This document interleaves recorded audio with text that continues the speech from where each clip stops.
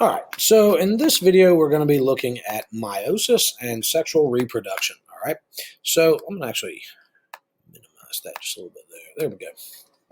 So I'm going to grab my pen, and away we go. So a couple things we want to pull out of this set of lecture notes. We want to know how sexual reproduction works in terms of cells and the cells that are involved.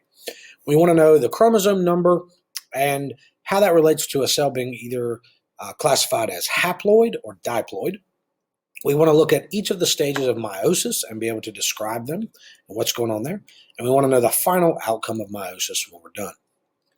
So something to keep in mind about organisms that undergo sexual reproduction.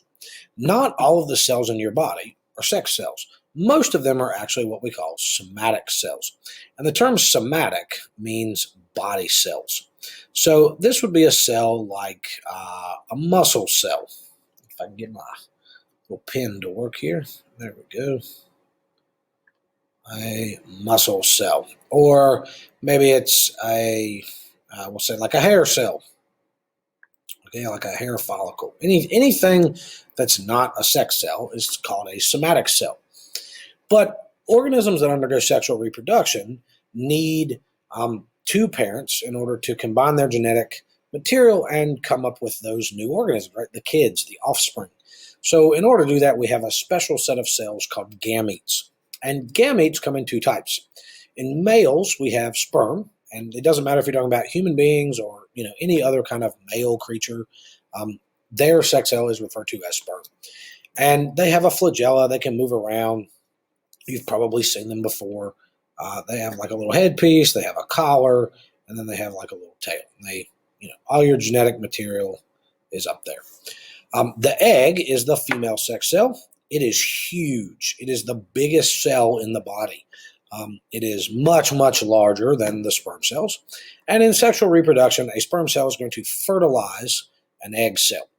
That new cell that comes about by that fertilization is called a zygote, and that is the first cell of a new individual. Now, there's an issue with this, right? Human beings have 46 chromosomes. Well, if a sperm cell and an egg cell both had 46 chromosomes, then every time we had a kid, that number would double, right? So 46 and 46 makes 92. The next set of generations, right, they would go from 92 chromosomes. When two of them combined, you'd get 92 and 92. It's like 184. And very quickly, you'd have so many chromosomes that there would be no room for anything else left in the cell. So gametes, and all sex cells here, have to have half the number of chromosomes as the organism, as the zygote that they're going to make. Because of this, you can't use mitosis to make a gamete, because mitosis results in clones. Clones have the same number of chromosomes as the parent cell does. So we need to undergo a nuclear division that's different than mitosis, and that division is called meiosis. Now, meiosis only occurs in eukaryotic cells. Prokaryotes do not undergo meiosis. The daughter cells, the outcome of the meiosis process is going to be a daughter cell with half the number of chromosomes as the parent cell.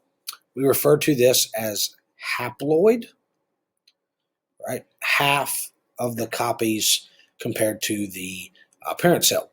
The daughter cells are not all going to be the same, so this is going to lead to a genetic, come on, what is going on with my pen here today? Genetic, all right, diversity, and we're going to learn how that happens here in just a second. And meiosis occurs in two steps, and you have an outcome of 4 gametes, 4 sex cells. So chromosome number. Chromosomes in human beings exist as pairs, and those pairs carry the same genes. They're called homologous pairs. Homo means the same. Logos has to do with structure, so same structure pairs. The cells with 2 copies of each chromosome are called diploid. These are your somatic cells. Okay. Cells with 1 copy of each chromosome are called haploid. These are your gametes.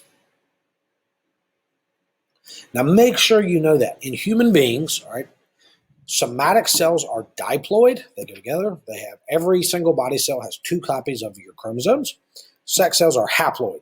The gametes have half, all right, of the genetic of the chromosomal material. Now, when we're talking about chromosomes, we use the letter N as the variable to talk about the chromosome pairs. Haploid cells are just N by themselves, and diploid cells are 2N. So N's like a variable. Humans are going to have 23 pairs of chromosomes. Body cells have 2N, so that's a total of 46 chromosomes. Make sure you know that. Human beings have 46 chromosomes. Gametes then must have half that, so they have 23 chromosomes. Now, not every animal has, or not every organism has, diploid and haploid. The gametes are always going to be haploid, but something like a strawberry is an octaploid. It means it has 8 copies of every chromosome. So the N is going to be the gamete number, which is a nice thing to remember. 2N is going to be the body cells. Now let's look at the stages of meiosis. Let's look at how we go about transferring half the genetic material from our starting parent cell down into 4 gametes. So in meiosis, you have 2 sets of division. You have meiosis 1, it's the first step, and then we have meiosis 2. Now meiosis 1 looks just like mitosis. The chromosomes consist of 2 sister chromatids, they're joined at the centromere, and that's great, okay? But in meiosis, those homologous pairs come together, and you get what's called a tetrad. Tetra means 4.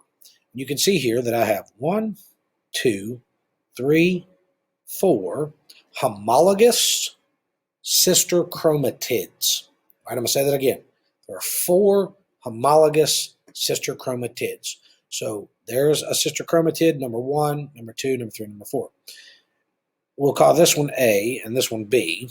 We have 2 homologous chromosomes, chromosome A and chromosome B.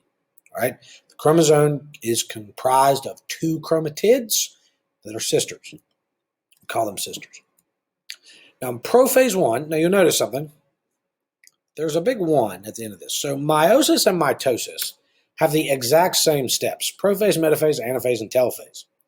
But the problem is, or I guess the difference is, not the problem, meiosis steps always have a 1 after them because you have meiosis 1 and meiosis 2.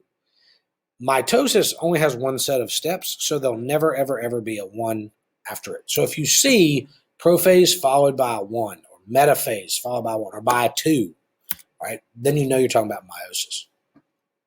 Now you'll notice this looks very similar to the mitosis step, except now we have tetrads involved. All right, we have those homologous chromosomes. So in this case, we have blue, red, and green homologous chromosomes. Now, something that happens during prophase 1 that's really, really, really important is called crossover. Now, crossover happens only in prophase 1. That's really important that we know that. You want to know that step. And here's what's going on.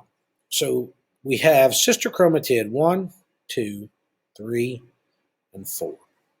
We have chromosome A, and we have chromosome B. Now, these 2 chromosomes are really close to each other.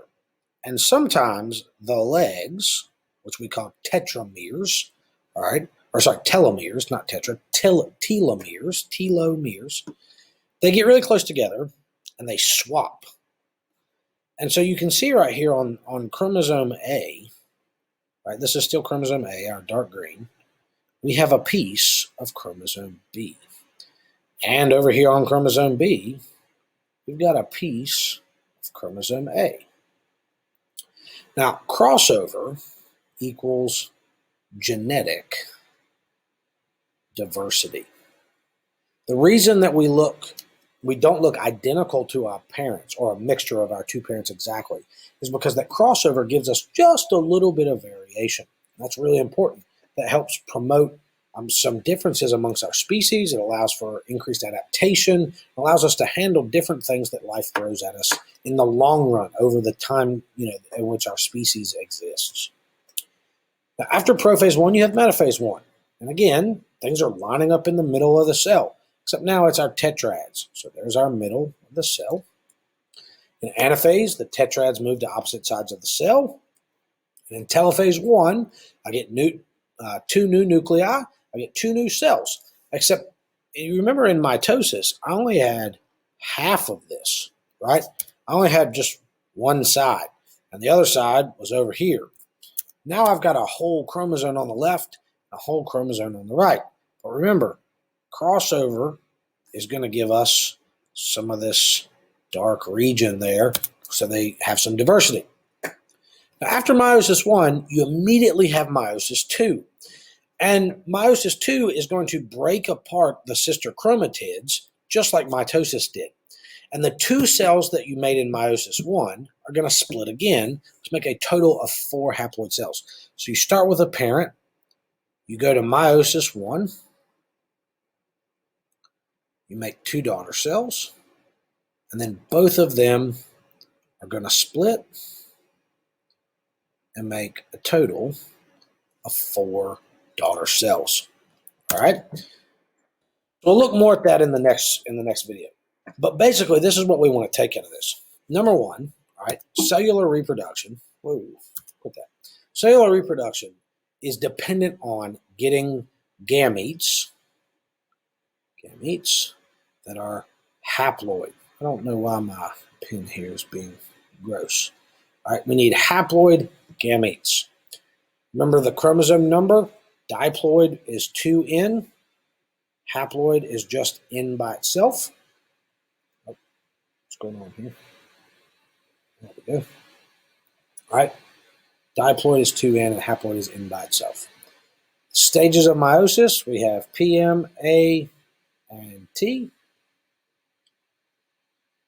1. And then we have PM, A, and T. 2. The breakdown of each one is in PowerPoint. What's the result? Well, easy answer. 4 haploid gametes. All right. Let me know if you have any question, and keep watching the videos so that we can get through this unit on meiosis and